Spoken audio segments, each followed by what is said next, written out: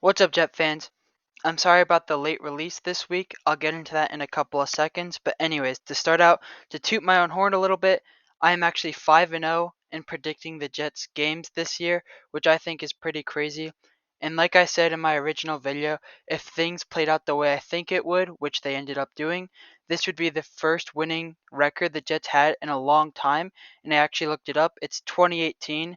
Sam Darnold's very first game was the last time they had a winning record. So it's just kind of crazy to see that they have a winning record now. And anyways, the reason this video is coming out a little late is because I was actually there at MetLife. And so it was crazy to be able to see the Jets win. And I actually got to go onto the field and during halftime, which was also really exciting. But it was the first time I saw the Jets win. I've seen them a couple times, but of course they lost. But this is the first time I saw them win, and they won in such a convincing fashion. Anyways, I will also say it's a little hard to think critically about the Jets when you're there. Everyone's super excited and stuff, and it's hard, and it's not like watching them on TV. But of course, being there is way more fun, and going onto the field is such a special experience. But anyways, let's just jump right into it. So first off, first drive, Teddy Bridgewater got injured, and the Jets got a safety.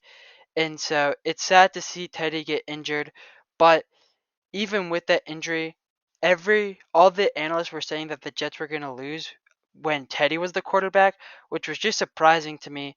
I think the Jets deserved a little bit more respect, and I know they beat a third string quarterback, but to me, it's really not that big of a difference. I know Teddy's good, and Jet fans know that, but still, I think the Jets should have had a little bit more respect when it was announced they were playing a backup, and then, of course, when they were playing a third string quarterback, they just absolutely dominated. And I still don't think it really changed that much of the outcome of the game. I think the Jets were going to win regardless, but still, seeing them win and dominate is really good. But to just talk about the game a little bit, Braxton Berrios, he had a couple punt returns that looked really good, and it's good to see that he's looking really well. Sauce Gardner also got his first career interception, and it's good to get the first one out of the way. He doesn't really play like he plays like Darrelle Revis, where like the quarterback's not even going to throw to him, so seeing him get an interception is pretty good. Also, not to mention, Breece Hall had an amazing game. He nearly had 3 touchdowns, but unfortunately, he fell short 2 times on the 1 yard line, and then Michael Carter got 2 of them. But Breece Hall did end up getting the third touchdown, and they just looked really well. The both running backs, to be honest, I think Breece Hall is now kind of running away with the starting job. But the Jets have a really good backfield, and although it might not be as star powered as like Nick Chubb or like Derrick Henry and stuff, it's just two really good running backs, and two young, really good running backs, I will say. So I think that they have a really bright future in the backfield. And the Jets team in general is just super young, and seeing them dominate the Dolphins, which I know they didn't have Tua, but the Dolphins are a real playoff contender, and seeing them dominate the Dolphins is really exciting to watch, especially in person. And also to talk about the running backs, they had 4 rushing touchdowns, and that's the most since 2010 for the Jets. So that's just kind of crazy. They dominated rushing this game.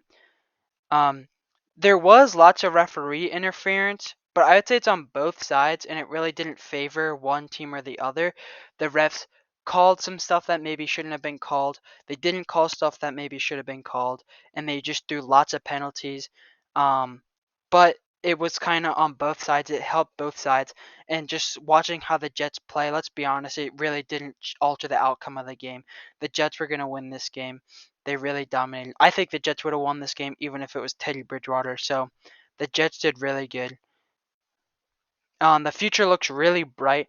The Jets is a young team, like I said, and they dominated the Dolphins. So that's exciting to see.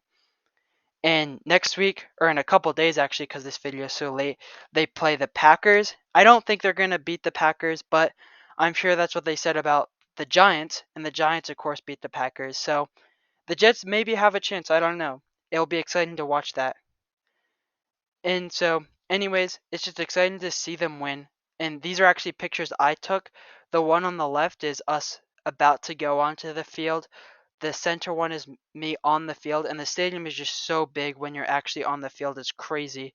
I think MetLife can seat the most people in a football stadium other than maybe the one in Los Angeles.